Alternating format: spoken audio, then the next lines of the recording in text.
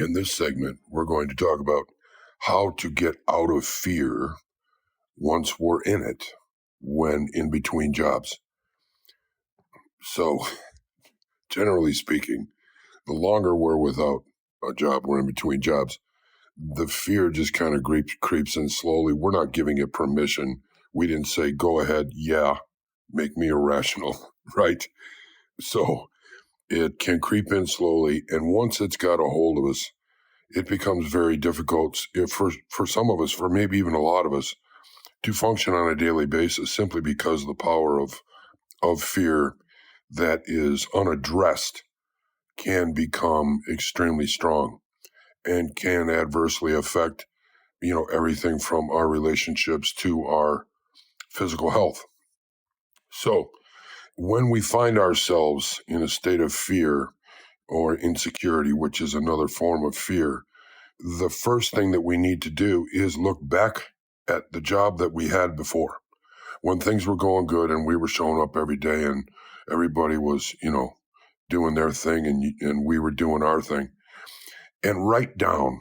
Now, I understand that this takes a little bit of effort, but by writing things down with your hand, not on a computer screen, this puts the attention and the connection from our hand and our mind on a piece of paper in clear English so that we can see it. So we write down every responsibility that we had during our last occupation. And in most cases, it's going to be a lot.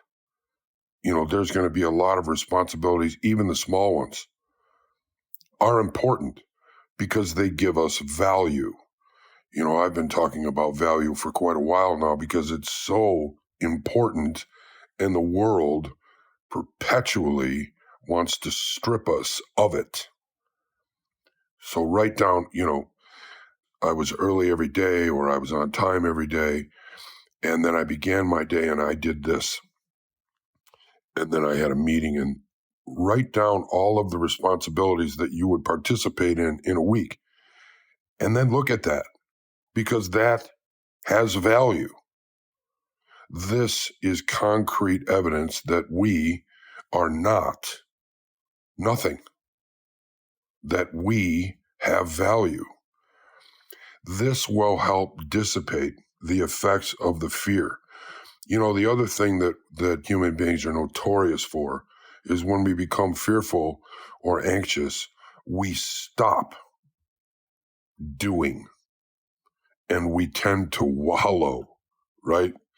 And this is just simply unhealthy. So do something with your time if you have time, if you have sent out all of the applications and so forth for that day.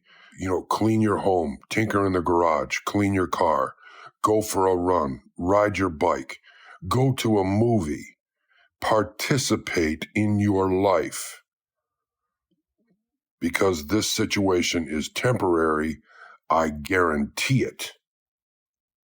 And understand that this is just a short period of time. Become comfortable with the idea that this is temporary. We as human beings, something bad happens to us, and because the feelings are involved, we're under this impression that things are never going to change, right? That they're going to stay perpetually bad forever, right? Because we're emotionally involved. Talk to yourself. This is just simply not the case. If we apply the effort, we do the legwork, the rest is out of our control. We've done the best we can. We just let it go. But we need to remember to participate. If we have children, hug our children, go pick them up from school, take them to the ice cream store or McDonald's or whatever it is that you do with your kids. Continue to participate in your life because this helps reacquaint ourselves with balance. Fear is a master at disrupting balance. Write down your responsibilities and the things that made you a good employee at the very last employment wherever you were working, and read it.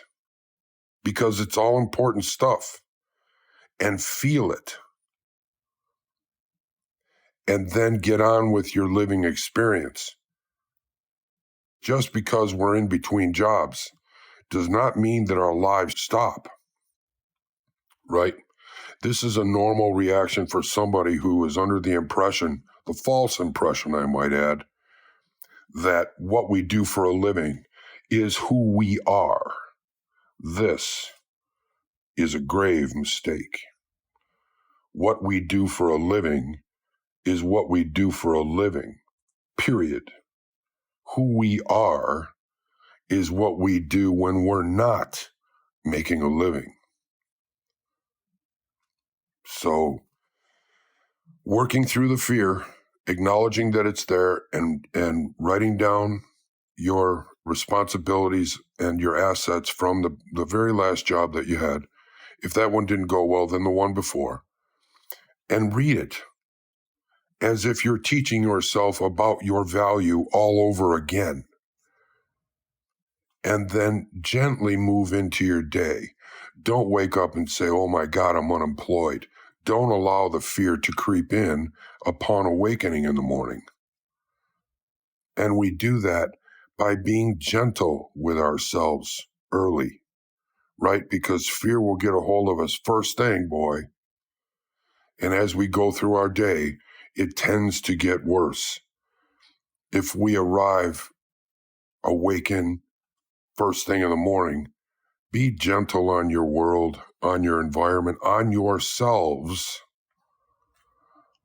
because this helps the balance of each day to be better.